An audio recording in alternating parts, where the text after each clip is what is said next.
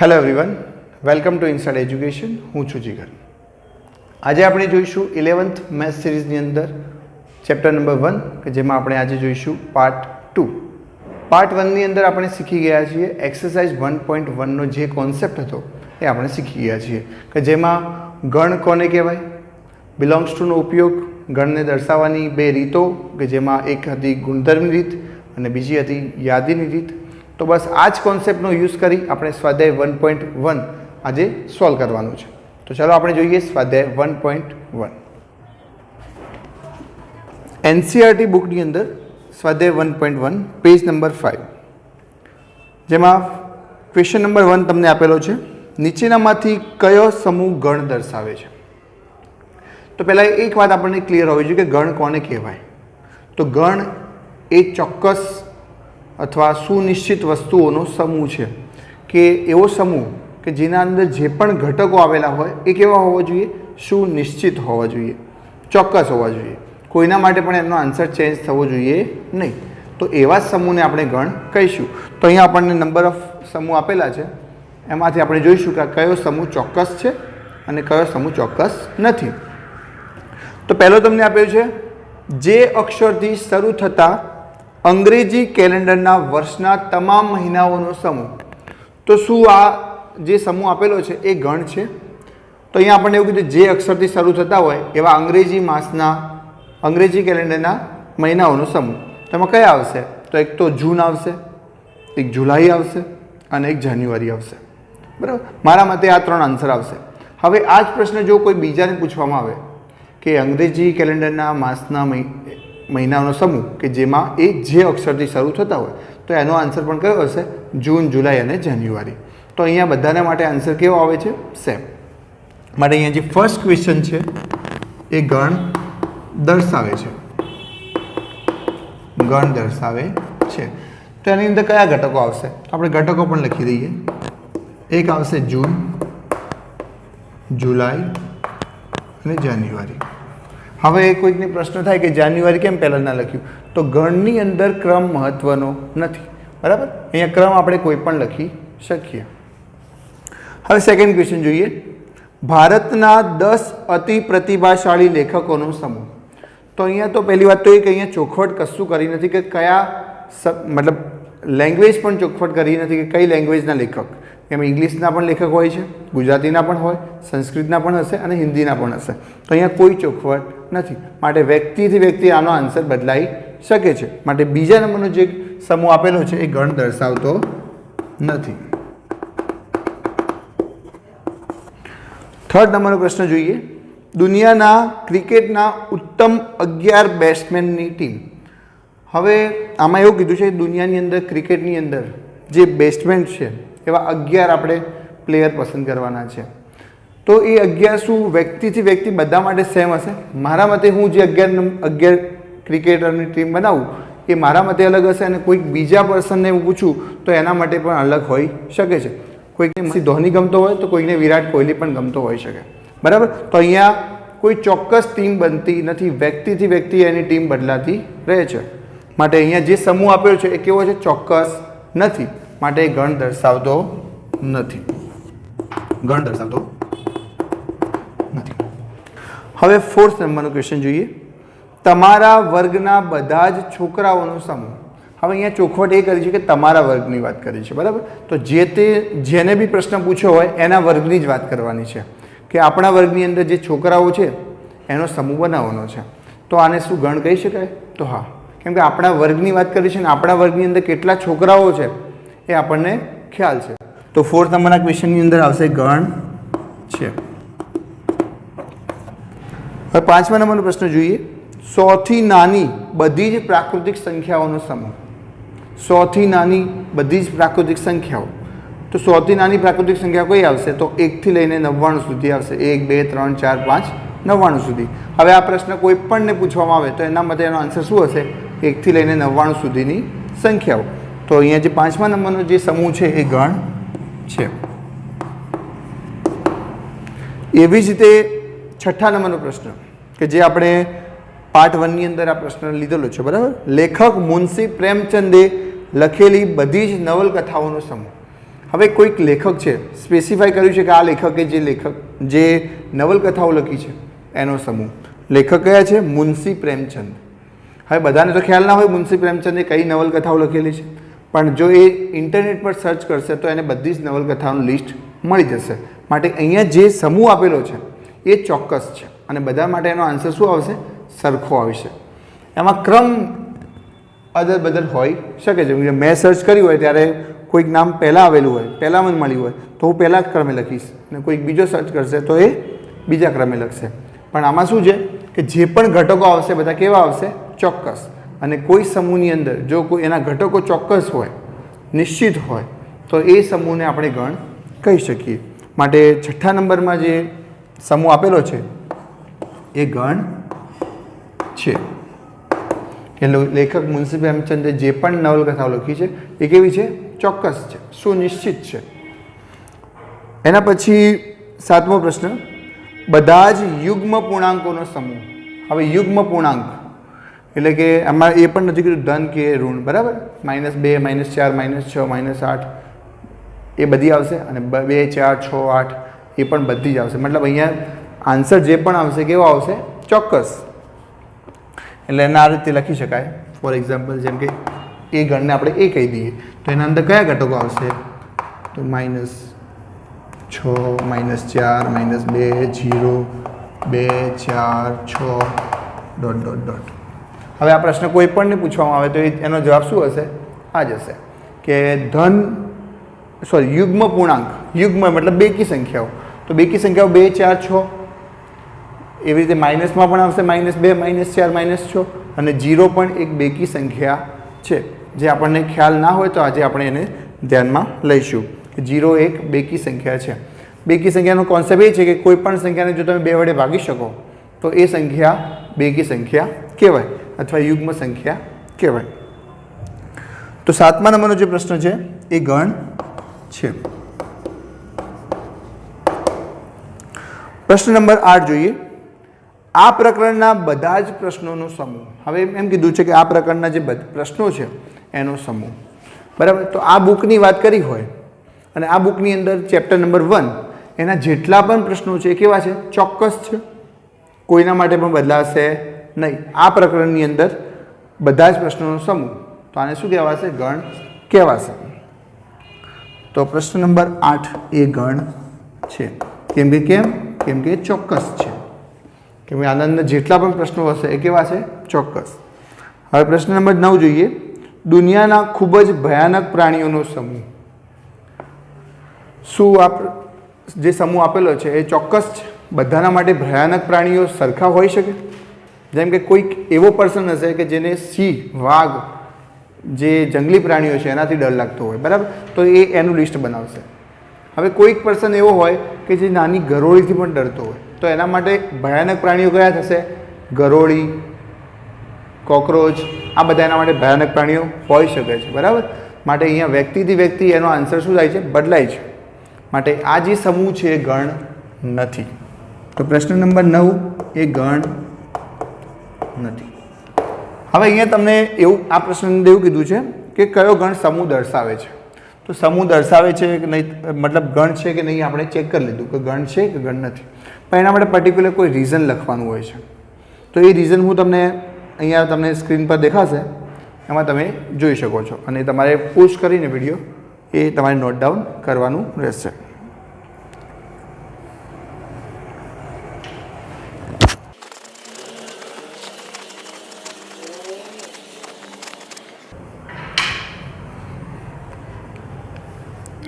હવે આપણે જોઈએ સેકન્ડ ક્વેશ્ચન કે જેમાં તમને એક ગણ આપેલો છે એ. ગણ એ બરાબર તમને એના અંદર સભ્યો આપેલા છે 1, 2, 3, 4, 5, 6. અને નીચે તમને બ્લેન્ક આપેલી છે, એમાં તમારે બિલોંગ્સ ટુ અને નોટ બિલોંગ્સ ટુ તમારે મૂકવાનું છે. બિલોંગ્સ ટુ ક્યારે આવશે? બિલોંગ્સ ટુનો મતલબ થાય ની અંદર હોવું. મતલબ કોઈ ગણ હશે એની અંદર જે ઘટક હશે એને અંદર હશે તો બિલોંગ્સ ટુ આવશે, જો નહીં હોય તો નોટ બિલોંગ્સ ટુ આવશે, બરાબર? તો અહીંયા પહેલો ક્વેશ્ચન જોઈએ કે જેમાં તમને આપ્યું છે 5 બ્લેન્ક એ. તો અહીંયા જે 5 જે ઘટક છે એ શું એની અંદર છે? તો આપણે એના ઘટકો જોઈએ તો એમાં 5 અહીંયા આપેલા છે, માટે અહીંયા શું આવશે? બિલોંગ્સ ટુ આવશે. શું આવશે? બિલોંગ્સ ટુ આવશે. એવી રીતે સેકન્ડ ક્વેશ્ચન જોઈએ. 8 બ્લેન્ક એ. અહીંયા જે એના ઘટકો છે એમાં ક્યાંય તમને 8 દેખાય છે? નહીં, માટે 8 ડઝ નોટ બિલોંગ્સ ટુ એ. એવી રીતે થર્ડ ક્વેશ્ચન જોઈએ.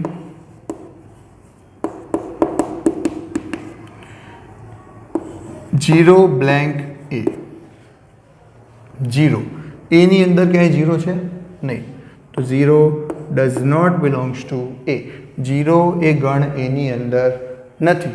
0 એ એક ગણનો ઘટક નથી. ફોર્થ નંબરનો ક્વેશ્ચન જોઈએ. 4 બ્લેન્ક એ. 4 એ એની અંદર છે તો હા, તો શું આવશે? Belongs to.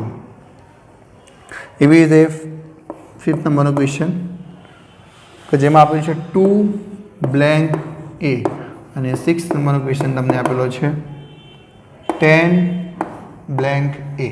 આ બંને ક્વેશ્ચન તમારે હોમવર્કમાં કરવાના છે કે એમાં બિલોંગ્સ ટુ આવશે કે ડઝ નોટ બિલોંગ્સ ટુ આવશે. હવે આપણે જોઈએ થર્ડ ક્વેશ્ચન. નીચેના ગણોને યાદીની રીતે લખો. હવે આપણે 1.1નો ઇન્ટ્રોડક્શન વિડીયો હતો, એમાં આપણે કોઈ ગણ આપેલો છે જે ગુણધર્મની રીતે આપેલો હશે એને તમારે યાદીની રીતે લખવાનું છે. તો આ પ્રશ્ન કંઈક આ રીતે આપેલો છે કે જેમાં પહેલો પ્રશ્ન આપેલો છે 1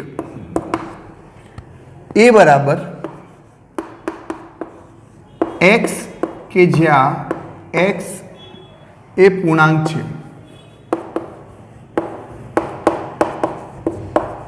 એ પૂર્ણાંક છે અને કન્ડિશન આપેલી છે, અને -3 less than x less than 7.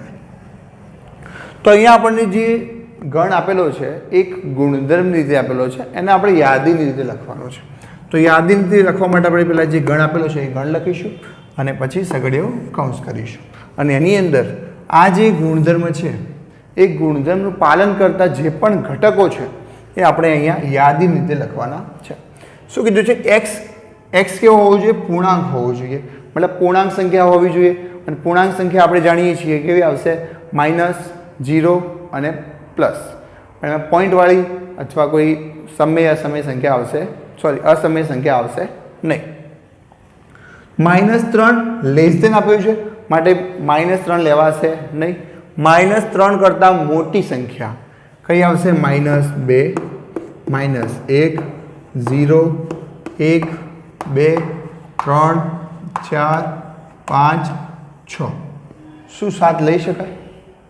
નહીં, કેમ કે 7ની આગળ શું છે? લેસ ધેન, મતલબ લેસ ઓર ઇક્વલ હોય તો આપણે 7ની અંદર લઈ શકીએ, પણ અહીંયા લેસ ધેન 7 છે મતલબ કે લઈ શકાશે નહીં. -3 કરતાં મોટી અને 7 કરતાં નાની એવી પૂર્ણાંક સંખ્યાઓ આપણે લખવાની છે. તો અહીંયા યાદી રીતે લખીએ તો આપણને આ મળશે. હવે સેકન્ડ ક્વેશ્ચન જોઈએ. b બરાબર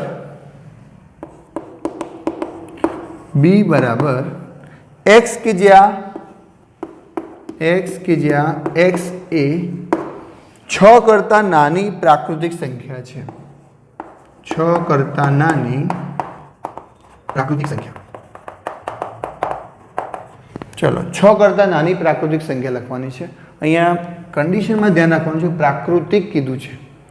કોઈક વાર આપણે આ જોતા નથી ને 6 કરતાં નાની માઇનસ સંખ્યાઓ પણ અંદર લઈ લઈએ છીએ, બરાબર.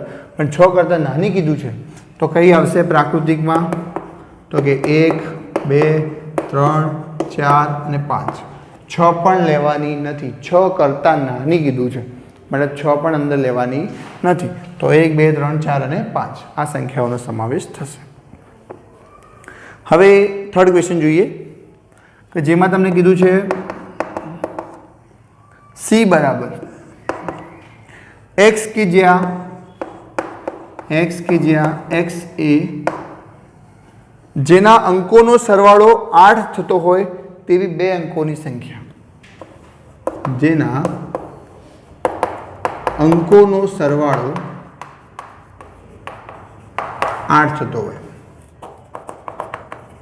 હોય એવી બે અંકોની સંખ્યા. તો અહીંયા આપણે એવું લખવાના છે, એવા એક્સ લખવાના છે કે જેમાં એ બે અંકોના હોવા જોઈએ. પહેલાં તો એ જે સંખ્યા હોવી જોઈએ બે અંકોની હોવી જોઈએ, અને એ કેવી હોવી જોઈએ કે બે અંકોનો જો સરવાળો કરીએ આપણે તો એનો સરવાળો 8 થવો જોઈએ.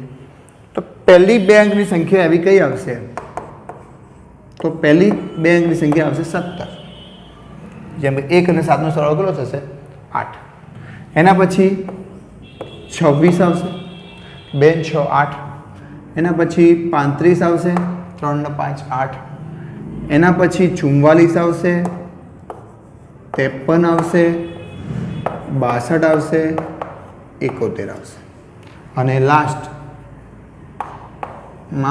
80 આવશે. આનાથી આગળ કોઈ સંખ્યા આપણને મળશે નહીં કે જેના બે અંકોનો સરવાળો 8 થતો હોય. તો અહીંયા તમે જોઈ શકો છો કે હવે બધી સંખ્યાઓ લખી દીધી બે અંકની કે જેનો સરવાળો કેટલો થાય છે? 8. તો આવી જ રીતે તમારે અહીંયા ગુણધર્મમાં આપેલું હશે કોઈ ગણ, એને તમારે યાદીમાં લખવાનો છે. તો બાકીના જે બે ચોથા નંબરનું જે એક્ઝામ્પલ છે એમાં ડી બરાબર આપેલું છે. ડી બરાબર એક્સ કે જ્યાં એક્સ એ 60નો ધન અવયવ હોય, 60નો ધન અવયવ. અહીંયા ડી બરાબર તમને આપેલું છે ક્વેશ્ચન નંબર 4. ડી બરાબર એક્સ કે જ્યાં એક્સ એ 60નો ધન હોય તેવી અવિભાજ્ય સંખ્યા, 60નો ધન અવયવ હોય તેવી અવિભાજ્ય સંખ્યા, અવિભાજ્ય સંખ્યા. તો 60ના આપણે અવિભાજ્ય અવયવ પાડીએ તો કયા પડશે? 15 દુ 30, 5 તરી 15, 2 ગુણ્યા 3, 2 તરી 6, 6 દુ 6 પંચો 30 અને 30 દુ 60. તો અહીંયા આપણને 60ના અવિભાજ્ય અવયવ કયા મળ્યા? તો એક 2 મળ્યો, એક 3 મળ્યો અને એક 5 મળ્યો. હવે તમે એવું લખશો કે અવયવની અંદર આપણને કેટલા મળ્યા? 2 3 5 અને 2. તો આપણે આ રીતે લખીશું 2 2 3 5. તો નહીં, આ રીતે લખાશે નહીં, કેમ કે ગણની એક કન્ડિશન છે કે ગણની અંદર જે પણ ઘટકો હશે એમનું પુનરાવર્તન થવું જોઈએ નહીં. મતલબ કોઈ ઘટક 2 વખત આવવો જોઈએ નહીં. તો અહીંયા જુઓ 2 વખત આવે છે, માટે આપણે લખીશું કેટલી વખત? એક જ વાર. તો ડી જે સમૂહ છે, જે ગણ છે, એના ઘટકો એ આવશે 2 3 અને 5. આ રીતે લખવાનું છે. હવે 5મા નંબરનો ક્વેશ્ચન તમને આપેલો છે. એક વર્ડ આપેલો છે ટ્રિગોનોમેટ્રી. શબ્દના મૂળાક્ષરોનો ગણ. ટ્રિગોનોમેટ્રી. આ જે શબ્દ આપેલો છે એના જે મૂળાક્ષરો છે, મૂળાક્ષરો કયા? T R I. આ જે મૂળાક્ષરો છે એનો આપણે ગણ બનાવવાનો છે. એ ગણ ડી આપેલો છે, ઈ બરાબર આપેલું છે. તો આપણે શું લખીશું? ઈ બરાબર આપણે યાદી રીતે લખીશું, માટે એને સઘળિયા કૌંસની અંદર લખીશું. ચલો અહીંયા ટીની વાત કરીએ તો ટી એક અહીંયા આવે છે ને એક અહીંયા આવે છે, પણ ગણની અંદર ઘટકોનું પુનરાવર્તન થવું જોઈએ નહીં, માટે ટી આપણે એકવાર લખીશું. પછી આર, તો આર અહીંયા પણ આવે છે અને અહીંયા પણ આવે છે, માટે આર આપણે એકવાર લખીશું. આઈ એક જ વાર છે, બરાબર, તો આઈ આપણે એકવાર લખીશું. જી પણ એક વાર છે, તો એને પણ આપણે એકવાર લખીશું. ઓ 2 વખત છે, માટે આપણે એને એકવાર લખીશું. એન પણ એક વખત છે, તો એક વખત લખીશું. એમ એક વખત છે, તો એક વખત લખીશું. પછી ઈ, તો ઈ એકવાર લખીશું, અને વાય એકવાર લખીશું. તો આ થયા આપણા ટ્રિગોનોમેટ્રી જે છે એના મૂળાક્ષરોનો ગણ, કે આ મૂળાક્ષરની અંદર કયા કયા ઘટકો આવેલા છે. કોઈ ઘટક પુનરાવર્તન થશે નહીં. અહીંયા ટી 2 વખત છે, ઓ 2 વખત છે, તો આપણે અહીંયા જ્યારે ગણ લખતા હશું ત્યારે એ જે ઘટક છે એનું પુનરાવર્તન કરીશું નહીં. એવી જ રીતે 6થા નંબરનો ક્વેશ્ચન આપેલો છે બેટર. BETTER. આ શબ્દના એફ બરાબર તમને આપેલું છે, બરાબર. આ શબ્દના મૂળાક્ષરોનો તમારે ગણ બનાવવાનો છે. તો એમાં કયું આવશે? તો બી આવશે, ઈ આવશે, ટી આવશે અને આર આવશે. તો એ બરાબર શું લખાશે? બી ઈ ટી આર. કોઈ ગણના ઘટકો પુનરાવર્તન કરવાના નથી. તો અહીંયા આપણે 3rd નંબરનો ક્વેશ્ચન કમ્પ્લીટ થયો. તો હવે આપણે જોઈએ ક્વેશ્ચન નંબર 4. નીચેના ગણોને ગુણધર્મ રીતે લખો. મતલબ અહીંયા આપણને જે ગણ આપેલો છે એ યાદીની રીતે આપેલો છે અને આપણે ગુણધર્મ રીતે લખવાનો છે. અને ગુણધર્મ આપણી જાતે બનાવવાનો છે. મતલબ ગુણધર્મ એક અથવા એક કરતાં વધારે પણ હોઈ શકે છે, બરાબર. તો એમાં કોઈ કોમન આન્સર નહીં આવે, મતલબ બધા માટે સેમ આન્સર હોય એવું જરૂરી નથી. બુકની પાછળ આપેલો હોય એ જ આન્સર સાચો એવું પણ નથી. તમે જે પણ ગુણધર્મ બનાવો એ ગુણધર્મ આપેલા ગણના જે ઘટકો હોય એને સમાવતો હોવો જોઈએ. તો અહીંયા પહેલો ક્વેશ્ચન તમને આપેલો છે 3, 6, 9 અને 12. ચલો, અહીંયા આપણને એક યાદીમાં એક ગણ આપેલો છે. એ ગણને આપણે નામ આપી દઈએ એ. આ નામ તમારી જાતે આપવાનું છે, બરાબર. A B C તમે કોઈ પણ કેપિટલ લેટર તમે યુઝ કરી શકો. હવે આને યાદી રીતે લખવું હોય તો પહેલાં સૌપ્રથમ તમારે સગડે કૌંસ કરીને શું લખવાનું છે? એક્સ કે જ્યાં એક્સ એવો હોવો જોઈએ, કેવો હોવો જોઈએ આપણે નક્કી કરવાનો છે કે એ 3નો ગુણક હોવો જોઈએ. ચલો, x બરાબર 3n મેં લખ્યું. x બરાબર 3n. હવે nની વેલ્યુ હું જો પ્રાકૃતિક સંખ્યા લઉં એટલે n બિલોંગ્સ ટુ n, તો શું આ ગુણધર્મ આ જે ઘટકોનું પાલન કરશે? હા, કરશે, પણ થોડાક વધી જશે કે n બિલોંગ્સ ટુ n કીધું છે. તો nની અંદર તો પ્રાકૃતિક સંખ્યાની 1 આવશે, 2 આવશે, 3 આવશે, 4 આવશે, આગળ પણ આવશે. જેમ કે અહીંયા 5 મૂકીએ તો 3 × 5 = 15, પણ અહીંયા 15 કોઈ ઘટક છે નહીં. તો અહીંયા આપણે કન્ડિશન પણ એડ કરવી પડશે કે આ nની કિંમત કેટલા સુધી લેવાની? તો કે 1 થી લઈને 4 સુધી. તો તમે આ રીતે પણ લખી શકો n બરાબર 1, 2, 3 અને 4. n બરાબર 1, 2, 3 અને 4.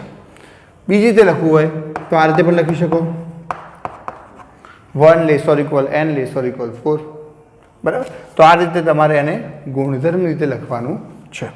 સેકન્ડ ક્વેશ્ચન જોઈએ, જેમાં તમને આપેલું છે 2, 4, 8, 16, 32.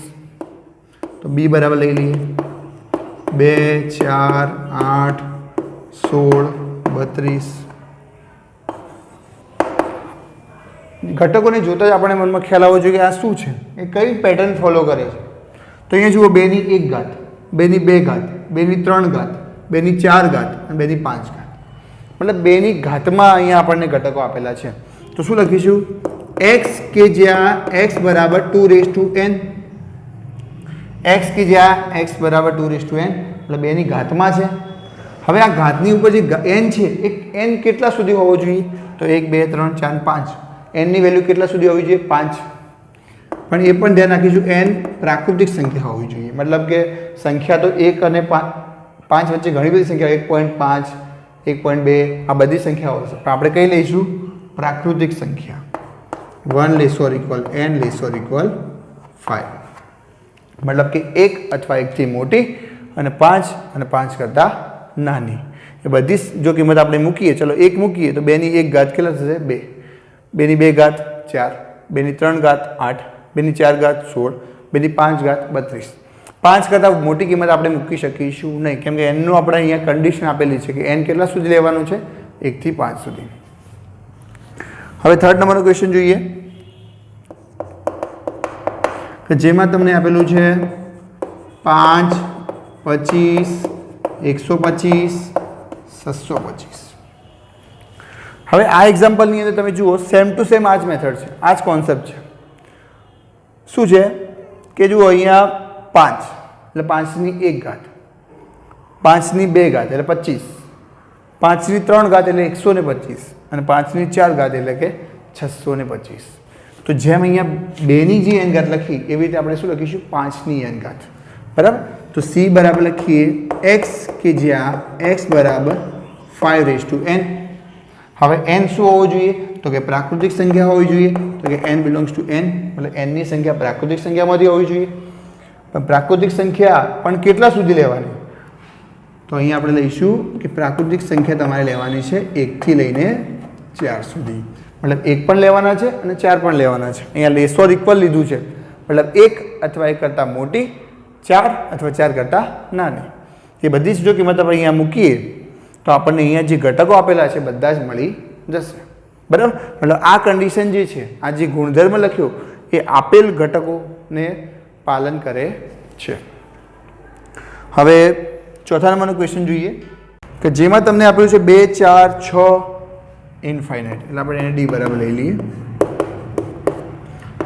2 4 6 8 ડોટ ડોટ ડોટ અહીંયા અનંત સુધી જાય છે, પણ આપણે એક થોડુંક પેટર્ન ફોલો કરે છે. બેકી સંખ્યા છે બધી, તમે જોઈ શકો છો 2 4 6 8, બરાબર. 2 4 6 8 પછી કઈ આવશે 10, પછી 12, પછી 14, એ રીતે પેટર્ન ફોલો કરે છે. તો આપણે શું લખીશું? ડી બરાબર એક્સ, કે જ્યાં એક્સ એ તમે આવું પણ લખી શકો ધન યુગ્મ પૂર્ણાંક સંખ્યા. એક્સ કે જ્યાં એક્સ શું છે? ધન યુગ્મ પૂર્ણાંક સંખ્યા. તો તમારે કોઈ કન્ડિશન બીજી લખવાની જરૂર નથી. અહીંયા આપણે જો ધન લખ્યું છે, યુગ્મ પૂર્ણાંક સંખ્યા ના લખી શકીએ કેમ કે યુગ્મની અંદર માઇનસ સંખ્યાઓ પણ આવશે. અહીંયા આપણે કોઈ માઇનસ સંખ્યા નથી, માટે આપણે ચોખવટ કરીશું કે ધન યુગ્મ, યુગ્મ મતલબ બેકી સંખ્યાઓ. તો 2 4 6 8 બધી આવશે, બરાબર. તો આ રીતે આપણે ક્લિયર કરીશું. હવે 5મા નંબરનો ક્વેશ્ચન જોઈએ કે જેમાં આપણે ઈ બરાબર લઈએ. એમાં તમને આપેલું છે 1 4 9 1 4 9 ડોટ ડોટ ડોટ પછી 100 આપેલા છે.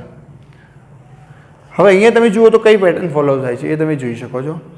1 મતલબ 1 નો વર્ગ 1 થાય, 2 નો વર્ગ 4 થાય, 3 નો વર્ગ 9 થાય. હવે નેક્સ્ટ 4 નો વર્ગ 16 થશે, મતલબ નેક્સ્ટ પદ કયું હશે? 16 હશે.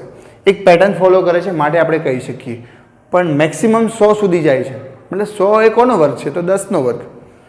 તો અહીંયા આપણે કઈ રીતે લખીશું કે ઈ બરાબર એક્સ, કે જ્યાં એક્સ એ પ્રાકૃતિક સંખ્યાઓના વર્ગ, પ્રાકૃતિક સંખ્યાઓનો વર્ગ એવું પણ લખી શકો, પણ એમાં કન્ડિશન મારવી પડશે. પ્રાકૃતિક સંખ્યા ક્યાં સુધી લેવાની?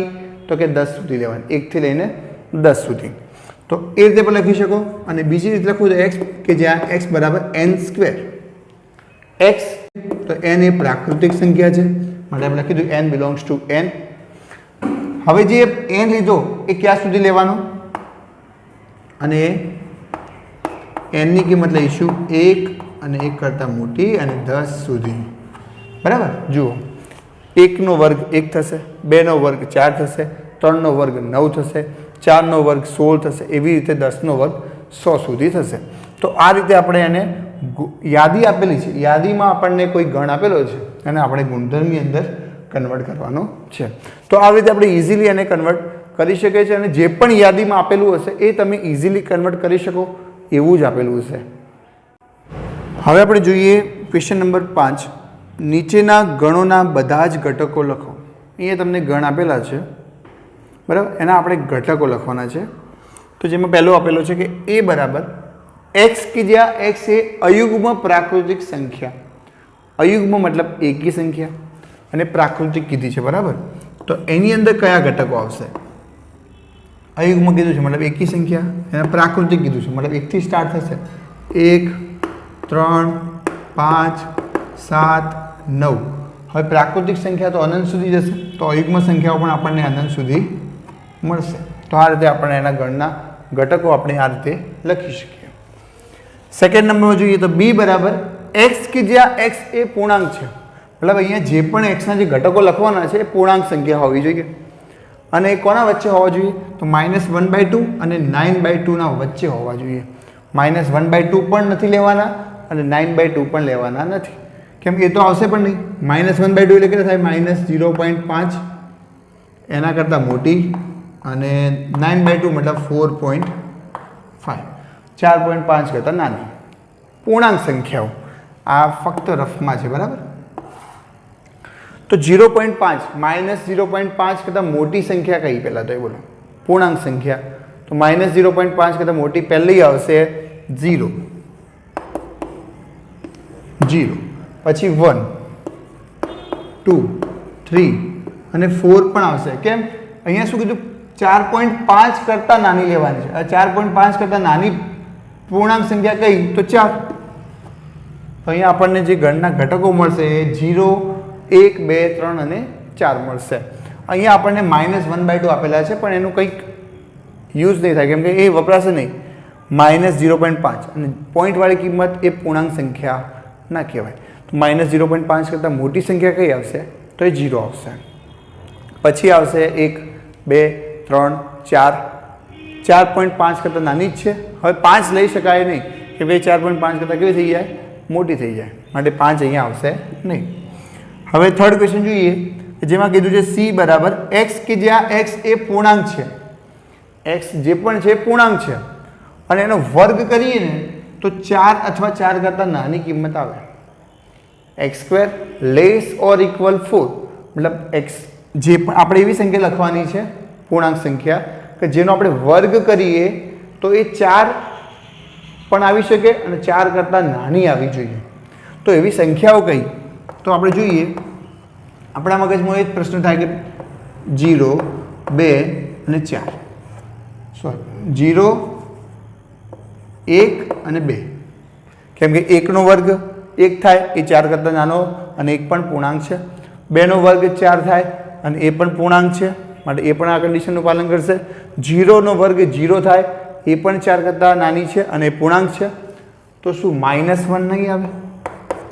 -1નો વર્ગ કેટલો થાય? તો 1 થાય અને 1 એ 4 કરતાં નાના છે અને -1 એ પૂર્ણાંક સંખ્યા છે. એવી જ રીતે -2 પણ આવશે. -2 પણ પૂર્ણાંક સંખ્યા છે અને -2નો વર્ગ કરીએ તો એ 4 આવશે. એટલે મતલબ આ કન્ડિશનનું પાલન કરે છે. તો c ની અંદર કયા ઘટકો આવશે? -2, -1, 0, 1 અને 2. 3 આપણે મૂકી શકીશું નહીં. કેમ? કેમ કે 3નો વર્ગ કરીએ તો એ 9 આવશે. એ 4 કરતાં નાનો નથી માટે અહીંયા 3 આવશે નહીં. 3 પ્લસ નહીં આવે તો 3 માઇનસ પણ નહીં આવે. બરાબર? તો આ રીતે આપણે એને ઘટકોમાં લખીશું. હવે 4th નંબરનો ક્વેશ્ચન છે કે d બરાબર x કે જ્યાં x એ લોયલ શબ્દોના મૂળાક્ષર છે. હવે આપણે આગળ ભણી ગયા કે તમને કંઈક આ રીતે પ્રશ્ન આપેલો છે. લોયલ આ શબ્દના મૂળાક્ષરનો ગણ બનાવવાનો છે. તો એમાં કયા ઘટકો આવશે? એક L આવશે, એક O આવશે, એક Y આવશે અને એક A આવશે. કેમ કે L બીજી વખત આવશે નહીં. તો અહીંયા સિમ્પલ છે. આ ગણના ઘટકો કયા થશે? L, O, Y, A. હવે આપણે જોઈએ નેક્સ્ટ ક્વેશ્ચન. Question number 5.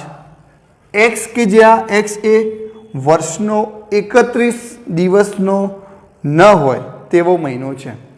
હવે આપણે એવો મહિનો લખવાનો છે. e બરાબર તમને કોઈ ગણ આપેલો છે. x કે જ્યાં x એ 31 દિવસનો ન હોય તેવા મહિના. ચલો x કે જ્યાં x આપણે એવો x લખવાનો છે. x શું છે? તો એક મહિનો છે અને એ 31 દિવસનો ના હોવો જોઈએ. તો 31 દિવસના જે આવતા હોય એ માઇનસ કરવાના છે.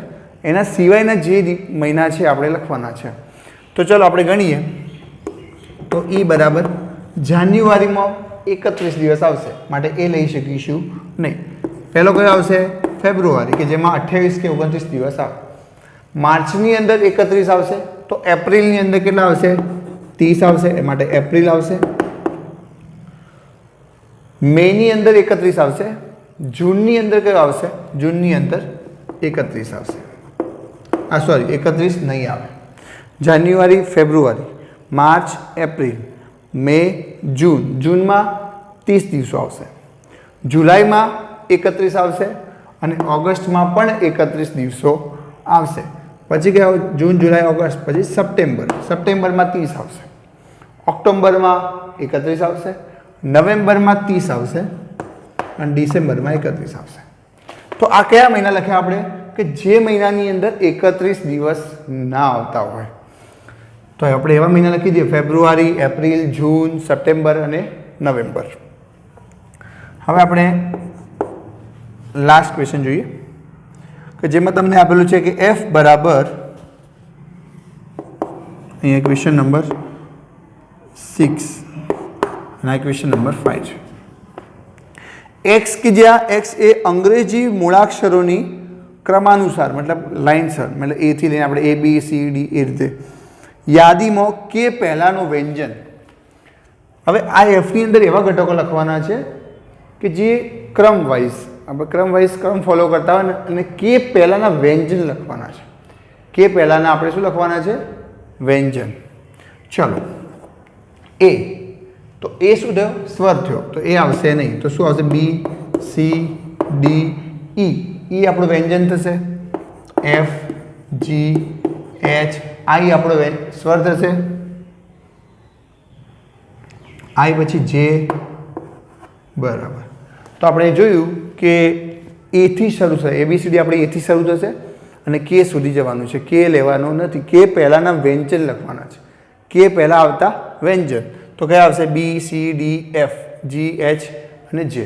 બાકી જે છોડ્યા છે આપણે શું છે? બધા સ્વર હતા। એ આપણો સ્વર થશે, ઈ આપણો સ્વર થશે અને આઈ આપણો સ્વર થશે। માટે સ્વર લખવાના નથી, કે પહેલાંના વ્યંજન લખવાના છે। તો અહીંયા એફની અંદર કયા ઘટકો આવશે? આ રીતે આવશે।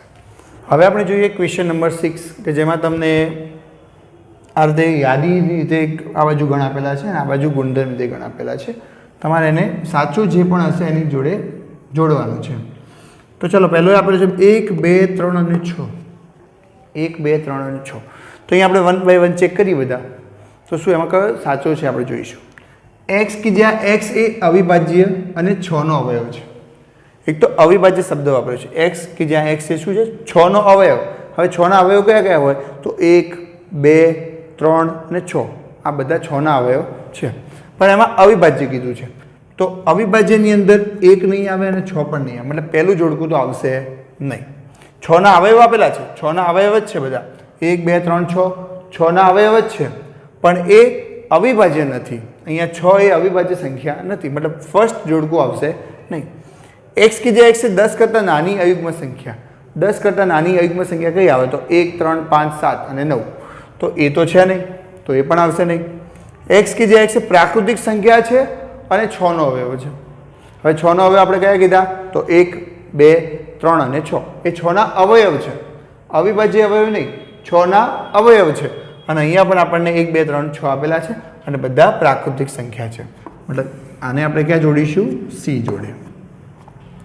હવે 2 અને 3 2 અને 3 2 અને 3 શું છે? તો કે 6 ના અવિભાજ્ય અવયવ તો પહેલું જે કન્ડિશન હતી આપણી એના અંદર ફોલો થશે તો આનું કનેક્શન આપણે અહીંયા આપીશું। હવે અહીંયા જુઓ મેથે અહીંયા એક ગણ આપેલો છે MATHEICS તો આ કોના જોડે તમને બંધ બેસતું લાગે છે? કયા અક્ષરનું આ ગણ છે? તો અહીંયા જો મેથેમેટિક્સ આપેલો છે આ શબ્દનો જે મૂળાક્ષર છે એનો ગણ આપણને અહીંયા આપેલો છે તો આનું કનેક્શન ડી જોડે આવશે। હવે 1 3 5 7 અને 9 1 3 5 7 અને 9 આ શું છે? તો 10 કરતાં નાની પ્રાકૃતિક સંખ્યાઓ તો આનું કનેક્શન અહીંયા આવશે। તો આવી જ રીતે આપણે કનેક્શન મતલબ એકબીજાને જોડકા જોડવાના છે। તો આ વિડીયોની અંદર આપણે શું શીખ્યા? તો કે જે આપણે એક્સરસાઇઝ 1.1નું જે ઇન્ટ્રોડક્શન વિડીયો હતો એમાં આપણે જે પણ કોન્સેપ્ટ સમજ્યા હતા એ જ કોન્સેપ્ટનો ઉપયોગ કરી આપણે એક્સરસાઇઝ 1.1 સોલ્વ કરી છે। હવે બાકીના જે થોડાક એક્ઝામ્પલ છે કે જે એક્સ્ટ્રા છે એ હું તમને અહીંયા સ્ક્રીન પર તમને જોઈ શકો છો એ તમારે જાતે હોમવર્કની અંદર સોલ્વ કરવાના છે। બાકીનું નેક્સ્ટ કોન્સેપ્ટ નેક્સ્ટ વિડીયોની અંદર આપણે જોઈશું જેમાં આપણે એક્સરસાઇઝ 1.2નો કોન્સેપ્ટ સમજીશું અને એના પછીના વિડીયોની અંદર આપણે 1.2 આપણે કમ્પ્લીટ એક જ વિડીયોની અંદર સોલ્વ કરીશું। Thank you.